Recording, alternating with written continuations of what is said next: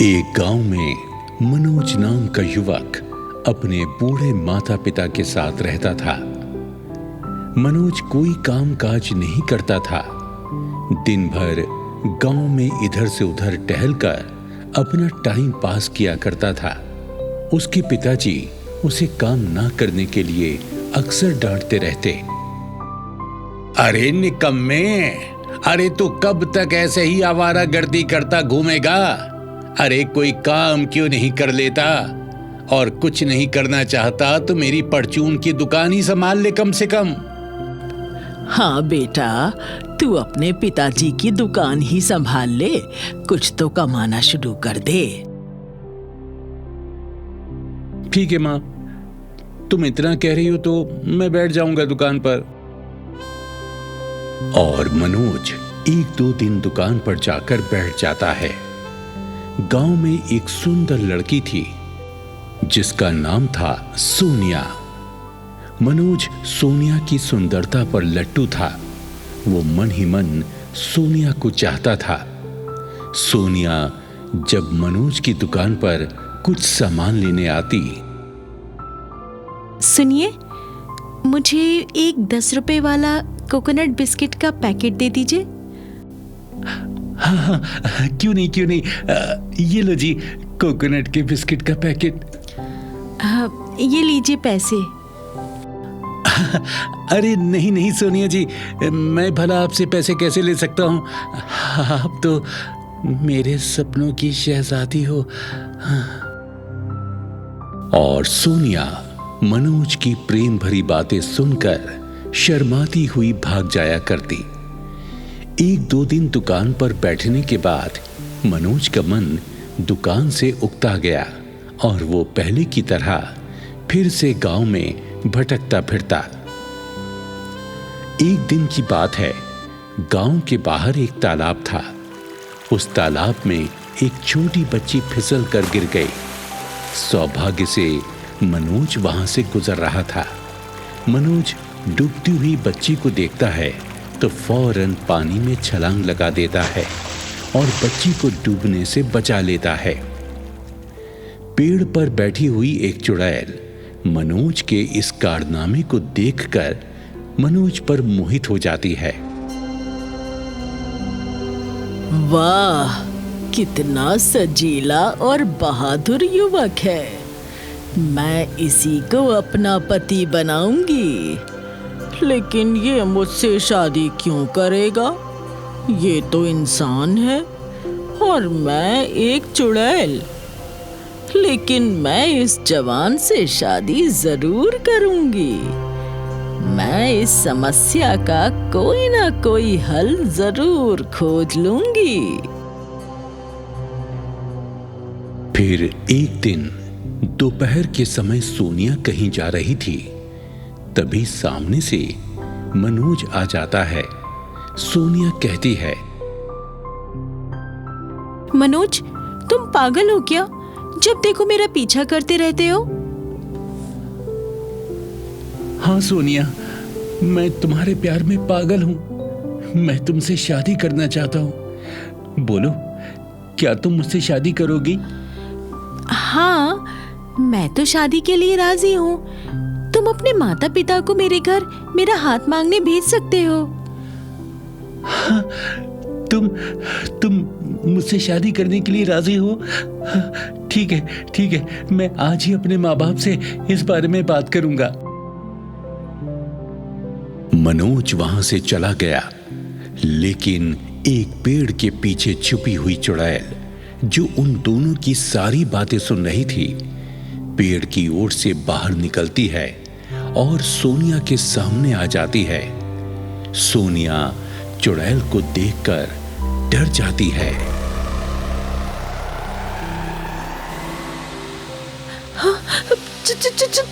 चुड़ैल! लड़की, तू मनोज से शादी करना चाहती है? हाँ, मैं मनोज से शादी करना चाहती हूँ। पर ये सब तुम क्यों पूछ रही हो? क्योंकि तुम्हारे साथ साथ मैं भी मनोज की दुल्हन बनूंगी। मुझे भी उससे शादी करनी है और तुम्हारी मदद से ही मेरी ये इच्छा पूरी होगी। फिर चुड़ैल सोनिया के शरीर में समा जाती है और सोनिया अजीब सी चाल चलती हुई अपने घर की तरफ चली जाती है। इधर अपने घर में मनोज अपने माँ बाप से कहता है, माँ, पिताजी, अब मैं शादी के लायक हो गया हूं। मेरे कई साथियों की भी शादी हो चुकी है। क्या आप लोग मेरी शादी नहीं करोगे? हाँ हाँ बेटा, हम जरूर तेरी शादी करेंगे। अब सुनो जी, आप मनोज के लिए कोई अच्छी सी लड़की तलाश करके इसकी शादी करा दो। हाँ हाँ, ठीक है जी। तुम कहती हो तो मैं आज से ही अच्छी लड़की की तलाश करना शुरू कर देता हूँ। क्या पता तुम्हारा ये निकम्मा बेटा शादी के बाद ही कमाना शुरू कर दे, हैं? मनोज अपने माता पिता को सोनिया के बारे में बता देता है और मनोज के माँ बाप इस शादी के लिए राजी हो जाते हैं। और फिर एक दिन मनोज और सोनिया की शादी हो जाती है। सोनिया दुल्हन बनकर मनोज के घर आ जाती है और मनोज के साथ रहने लगती है। एक दिन की बात है, आधी रात के समय सोनिया अपने घर से निकलकर जंगल की ओर जाने लगती है। तभी गांव के एक आदमी बाबू की नजर सोनिया पर पड़ जाती है। बाबू सोचने लगता है,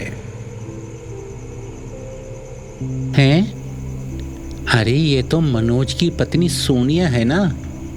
ये आधी रात को इधर जंगल की तरफ क्यों जा रही है? और ये चल कैसी रही है पागलों की तरह, हैं? मुझे इसके पीछे जाकर देखना चाहिए। और बाबू ये सोचकर सोनिया के पीछे पीछे दबे कदमों से चल पड़ता है। सोनिया जंगल के अंदर बनी एक गुफा के अंदर चली जाती है और बाबू बाहर खड़ा सोचने लगता है, हैं? अरे ये सोनिया इस गुफा के अंदर क्या करने गई है? चलकर देखता हूं, तभी इस रहस्य का पर्दाफाश हो पाएगा। बाबू भी चुपके से गुफा के अंदर चला जाता है। बाबू अंदर जाकर देखता है, एक शैतान की मूर्ति गुफा के अंदर रखी है।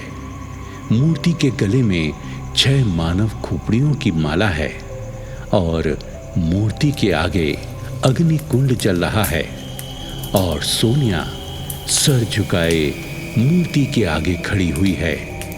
तभी सोनिया के शरीर से चुड़ैल बाहर आती है और मूर्ति को प्रणाम करके कहती है मेरे पूज्य शैतान देवता, तुम्हें मेरा प्रणाम। मैं अब तक अपने 6 मानव पतियों के सर की माला आपके गले में पहना चुकी हूँ। सिर्फ एक सिर और तुम्हारी इस माला में पिरोना बाकी है।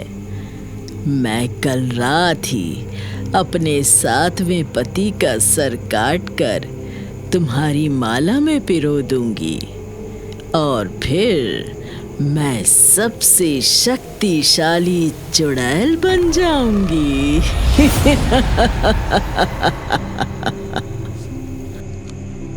बाबू ये सारा नजारा देखकर उल्टे पैरों गांव की ओर दौड़ पड़ता है और मनोज के घर आकर घर का गेट खटखटाता है। मनोज, मनोज, मेरे भाई जल्दी से सुन, गेट तो खोल, मुझे तुझे कुछ बताना है। मनोज। मनोज गेट खोलकर आंखें मलता हुआ घर से बाहर आता है। क्या बात है बाबू, इतनी रात को तू मेरे घर का गेट ऐसे क्यों खटखटा रहा है? अरे मेरे यार, गजब हो गया गजब। तेरी पत्नी सोनिया एक भयानक चुड़ैल के वश में है।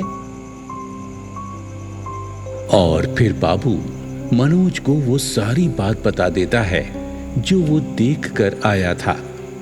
उसके बाद बाबू वहां से चला गया और मनोज अपने कमरे में सोनिया के वापस लौटने का इंतजार करने लगा और मन ही मन कुछ सोचने लगता है। कुछ देर के बाद सोनिया भी वहां आ जाती है। मनोज सोनिया से कहता है, सोनिया, आधी रात को तुम्हारा सुंदर मुखड़ा तो बिल्कुल चांद जैसा लग रहा है। मैं सब समझ रही हूँ, तुम मुझे क्यों मक्खन लगा रहे हो? अरे नहीं नहीं, मैं तुम्हें मक्खन नहीं लगा रहा। तुम्हारा मुखड़ा सचमुच चांद की तरह दमक रहा है। विश्वास ना हो तो आईना देख लो। मनोज सोनिया को ले जाकर ड्रेसिंग टेबल में लगे बड़े से आईने के सामने खड़ा कर देता है। आईने में सोनिया की जगह चुड़ैल नजर आने लगती है तो मनोज कहता है, हाँ, इसका मतलब बाबू सच बोल रहा था। खूनी चुड़ैल, तूने मेरी सोनिया को अपने वश में कर रखा है और तू मेरा सर काटना चाहती है, पर अब तू नहीं बचेगी, अब तू नहीं बचेगी। मनोज लपक कर ड्रेसिंग टेबल में बने शेल्फ पर रखी हुई बजरंग बली की मूर्ति उठाता है और मूर्ति को आईने के सामने करके चुड़ैल को दिखाता है। तभी मूर्ति के अंदर से एक दिव्य प्रकाश पुंज निकलकर आईने में मौजूद चुड़ैल को जला देता है और चुड़ैल जलकर खत्म हो जाती है।